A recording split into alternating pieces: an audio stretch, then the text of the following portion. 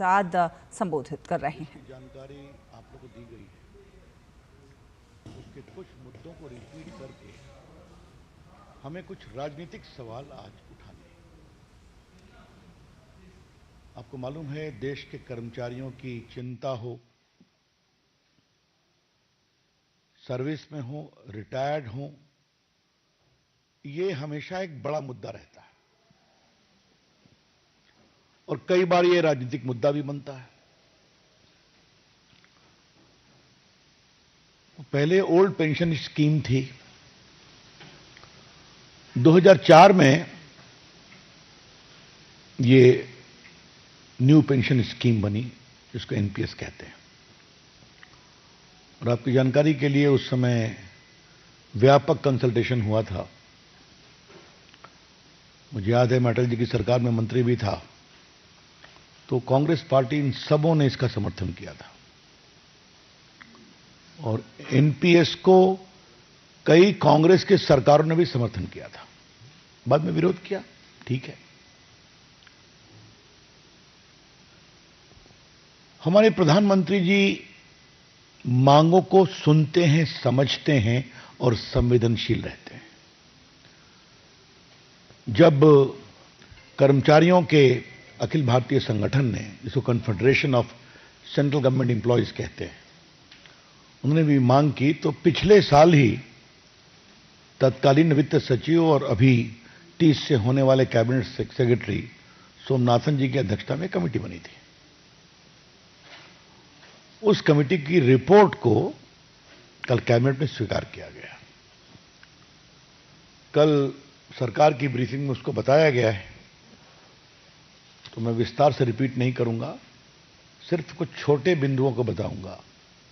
Number 1, Bharat सरकार के लगभग 23% कर्मचारियों को 50% एश्योर्ड पेंशन तय हो गया। 50% एश्योर्ड पेंशन का मतलब क्या हुआ? आपके रिटायरमेंट के साल के 12 महीने का जो एवरेज होगा, उसका 50% मिलेगा आपको।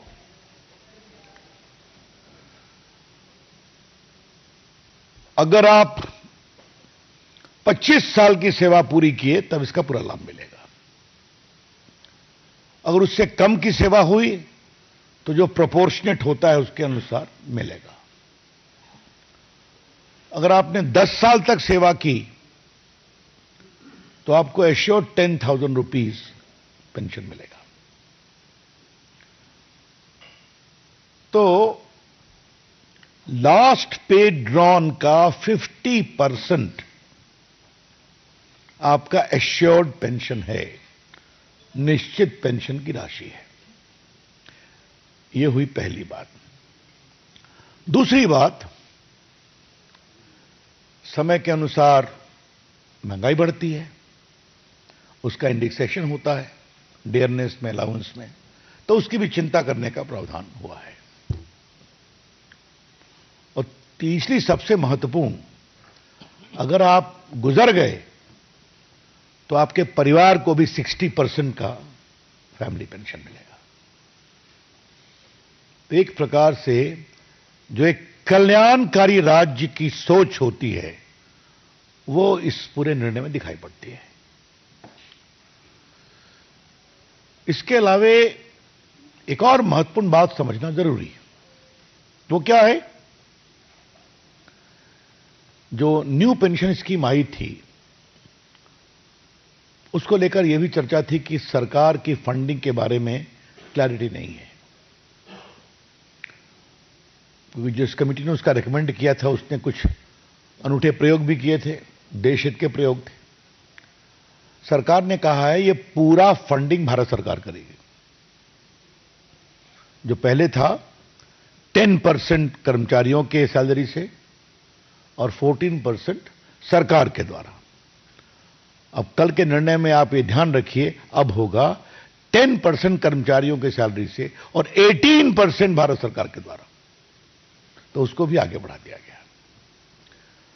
तो जितना भी हो सकता है कर्मचारियों के हित में, देश के कर्मचारी देश के लिए काम करते हैं, सत्ता में कौन पार्टी है उसकी चिंता नहीं करते और उनके कामों के कारण देश आगे बढ़ता है।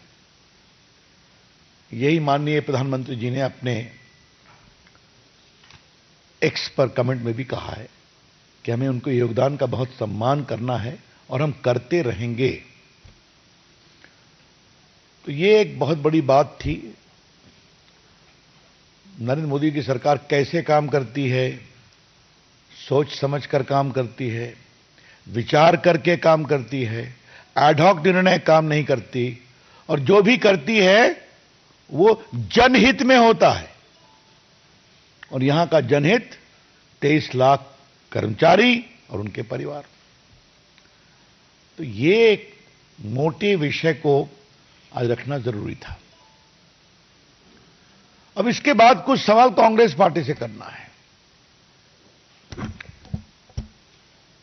ये घोषणा वाली पार्टी कांग्रेस पार्टी सिर्फ घोषणा ही करेगी, घोषणा के अमल में लाने का भी कभी काम करेगी। आज भारतीय जनता पार्टी के राष्ट्रीय मंच से एक हम सवाल करना चाहते हैं। कांग्रेस पार्टी ने पिछले 2 साल से ओल्ड पेंशन स्कीम को एक बहुत बड़ा तूफान बनाया था भारत की राजनीति में। याद करिए आप। समझ सो कि राहुल गांधी प्रियंका जी हो गई तो उनसे भी कहवा दिया गया हिमाचल के चुनाव में कि हम ओल्ड पेंशन स्कीम को लागू करेंगे।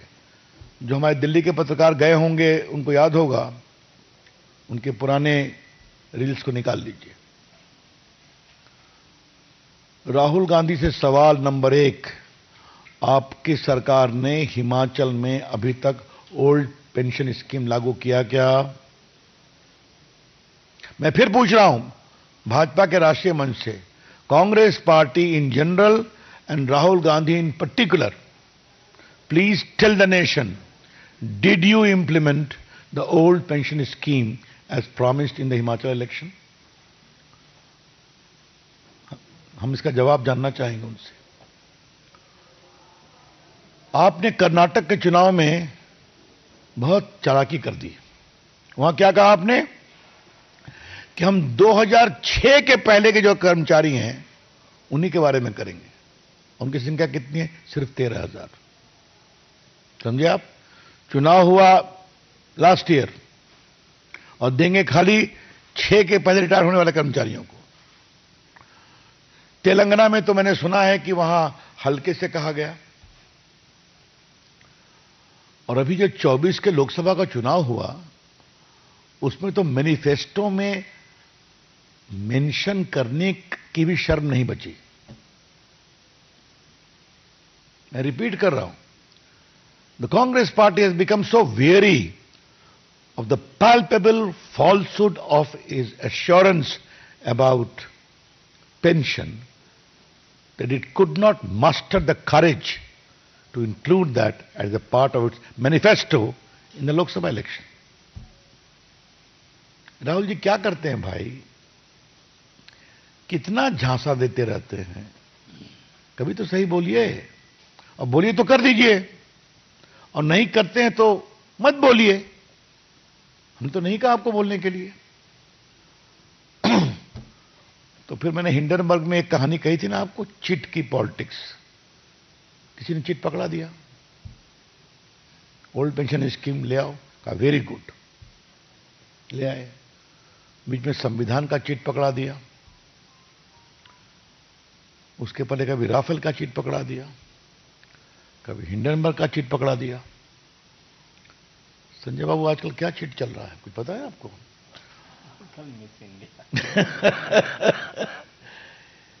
राहुल गांधी कांग्रेस पार्टी, देश ऐसे नहीं चलता। Governing India is a serious business. Bharat की सरकार चलाना एक गंभीर परिपक्व विषय है जहां सोच समझकर फैसले लेने पड़ते हैं। एडहॉकिज्म नहीं चलता। चलो भाई, एक हफ्ता बहुत हो गया, अब इसको छोड़ो। एक चुनाव हो गया, अब इसको छोड़ो। कांग्रेस पार्टी ने ऐसा बोलना शुरू किया है चुनाव के लिए, वोट लेने के लिए किसी सीमा तक, कि उसका भरोसा उठ रहा है उसके निर्णयों पर। ये एक महत्वपूर्ण बात मैं कहना चाहूंगा। हम स्वीकारते हैं कांग्रेस पार्टी एक बड़ी पार्टी है, देश पर राज किया है, तो अगर आपको नहीं चीजें बहुत ठीक से समझ में आती, आपके जो ब्रीफिंग होती है, तो आपके यहां जो पुराने नेता उनसे बात करिए कि आपने ये फतूर खोला क्यों था ओल्ड पेंशन स्कीम का। हमने तो कुछ जगह अखबारों में पढ़ा है कि उनके लोगों ने बताया कि आप क्या खोल रहे हैं, देश की अर्थव्यवस्था गड़बड़ा जाएगी। अब सही है गलत मुझे नहीं पता है।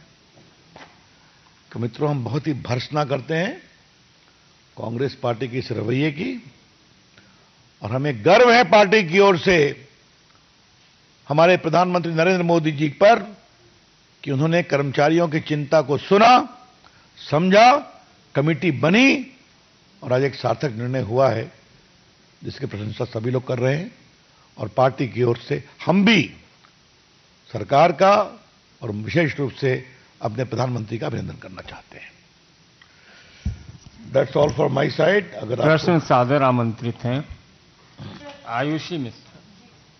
सर, राहुल गांधी जी ने मिस इंडिया की लिस्ट चेक की और उनका कहना है कि उन्हें उनमें से एक भी दलित, आदिवासी या ओबीसी महिला नहीं मिली लिस्ट में। ऐसे में उनका कहना है प्रधानमंत्री जी कहते हैं देश सुपर पावर की ओर बढ़ रहा है, लेकिन 90% लोग अभी भी सिस्टम से बाहर है। आपके प्रश्न का मैं विस्तार से जवाब दूंगा। आनंद पांडे, पेंशन में बात कर लूं। हाँ। आनंद पांडे। तो भाजपा मुख्यालय से आप ये भाजपा की प्रेस वार्ता देख रहे थे जहां पर वरिष्ठ नेता रविशंकर प्रसाद संबोधित कर रहे थे। उन्होंने यूपीएस पर उन्होंने भाजपा का पक्ष रखा। उन्होंने कहा कि मोदी सरकार का जो हर फैसला है वो जनहित में है। कैबिनेट का ये फैसला उन्होंने ऐतिहासिक बताया। उन्होंने कहा कि ओपीएस को लेकर कांग्रेस ने हमेशा राजनीति की है और झूठ बोला है। उन्होंने कहा कि भारत सरकार के 23% कर्मचारियों को 50% पक्की पेंशन, ये फैसला कैबिनेट का सचमुच ऐतिहासिक फैसला साबित होने जाएगा। और फिलहाल एक छोटा सा ब्रेक लेंगे। ब्रेक के उस पार खबरों के सफर को जारी रखेंगे। आप देखते रहिए डीडी न्यूज।